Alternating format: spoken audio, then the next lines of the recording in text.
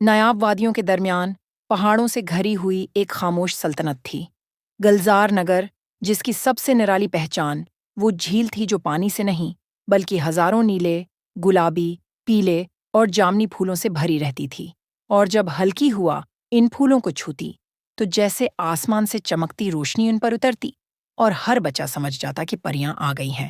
اس جھیل کے بیچ میں ایک ننھا سا جزیرہ تھا، جہاں ایک شفاف بلوریں محل ایستادہ تھا۔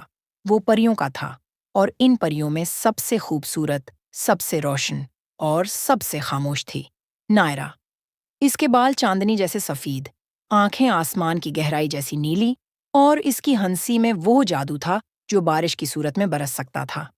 مگر نائرا ایک راز چھپائے جیتی تھی۔ اس کے جسم میں وہ دل نہیں تھا جو پریوں کی چمک کا راز ہوتا ہے، کیونکہ وہ دل اس نے برسوں پہلے ایک یتیم انسان بچے کو دے دیا تھا جس کا نام فرید تھا۔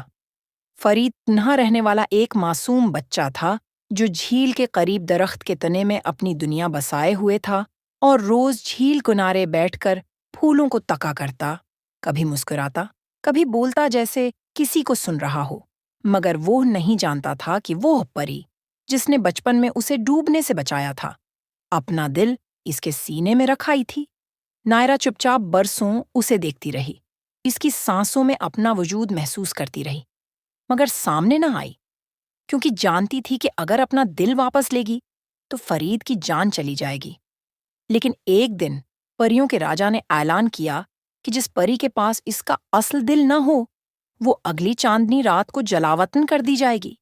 تب نائرا کی روشنی مدھم ہو گئی، اس کے پر تھر تھرانے لگے، جھیل کے پھول جھکنے لگے، اور نائرا نے ایک فیصلہ کیا۔ وہ فرید کے سامنے جائے گی، ایک آخری بار، اپنے وجود کا سچ بتانے۔ چاندنی رات کو وہ سبز لباس پہنے، ننگے پیر، لرزتی پلکوں سے انسانی روپ میں جھیل کے کنارے آئی اور کانپتی آواز میں کہا، میں وہ ہوں جس کی روشنی تمہارے اندر چھپی ہے۔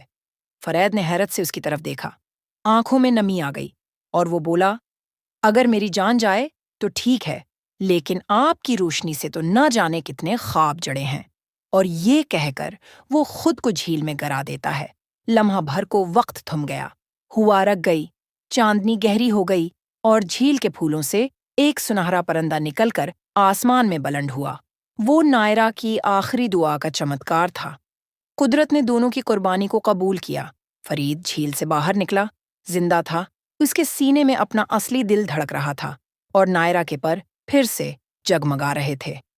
تب سے آج تک ہر چاندنی رات کو اس جھیل میں ایک ایسا پھول کھلتا ہے جو نیلا بھی ہوتا ہے اور سنہرا بھی، اور جو بھی بچہ اسے دیکھتا ہے اس کے دل میں ایک نرم سی چمک جاگتی ہے، کیونکہ کچھ کہانیاں ختم نہیں ہوتے، وہ صرف روشنی کی صورت میں یاد رہتی ہیں۔